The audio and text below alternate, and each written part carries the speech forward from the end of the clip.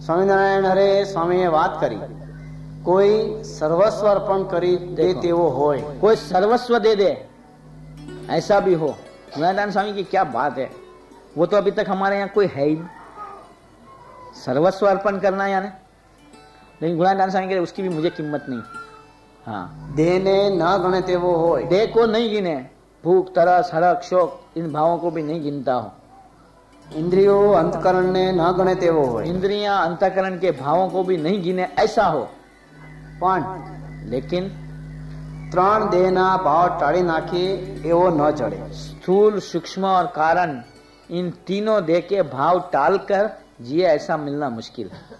क्यों कि वो तो गुणातीत संत के साथ ऐसा जिसने संबंध करा होगा ना, वो उसमें ही आ पाएगा। वो अपने साधन से वो आ ही नहीं पाएंगे।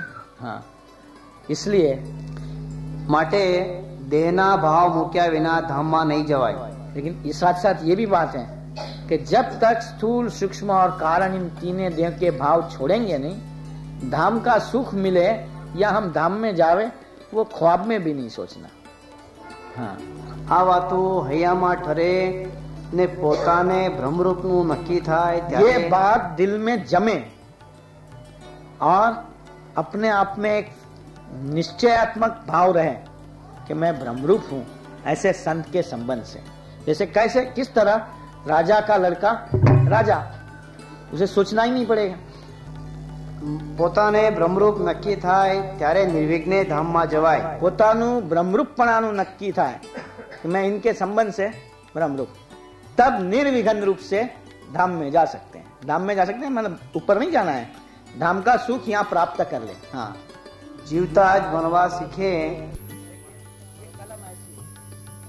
जीते जी जो मरना सीखे, ને મરવા ચાલે તેને આ વાત થાય। उनके लिए ये बात है। अपनी हस्ती को रख करके कोई कहे कि मैं इस रास्ते पे चलने वाला हूं, वो होना नामुमकिन है। ये मंदिर इसलिए है कि जीते जी जिसको मरना हो और मर के फिर चलना हो। एक बार हम साकरदा बैठे थे तो स्वामी आए थे, वो मेरी रूम में रहते थे वहां। तो संत लोग आके स्वामी से दर्शन कर जाने, मिलते थे, करते थे। एक बार मजाक वगैरह चली, स्वामी ने कहा कि मुझे हाथ देखना आता है।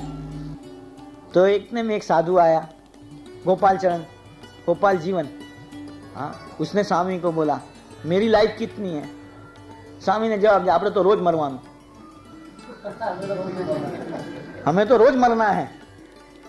देखो वो आंसर में जान थी, वो ये जान थी कि हम इस रास्ते चलने निकले हैं, क्योंकि हमारे यहाँ तो कैसा, जो भी अपने मन के ढंग से हम चलना शुरू करेंगे, महाराज बीच में हलडल लाएंगे। वो फिर जिसके थ्रू लाएंगे उसके प्रति हमें रोष आएगा। तो ये मंदिर में आते हो तो सोचना कि हम भाई मरने के लिए ही जाते हैं। हाँ, મહારાજનો અવતાર મૂળ અજ્ઞાન જે કારણ શરીર તેનો નાશ કરવા સારું છે। महाराज का जो अवतार हुआ है मूल अज्ञान, जीव को अहमता ममता जो चिपकी हुई है वो गलत है, वो ठीक रूप से समझा देने के लिए अवतार हैं। तो हम जो अहंता और ममता से जीवन जीते हैं वहां तो वो झाड़ते ही रहेंगे। कोई कहे ये सत्संग का फल क्या, फल क्या, तुम्हारी अहंता और ममता छुड़वाते जाए, समझ लो साधु तुम्हारे पे अब राजी हो गया, सत्संग का फल मिलना शुरू हो गया। हाँ।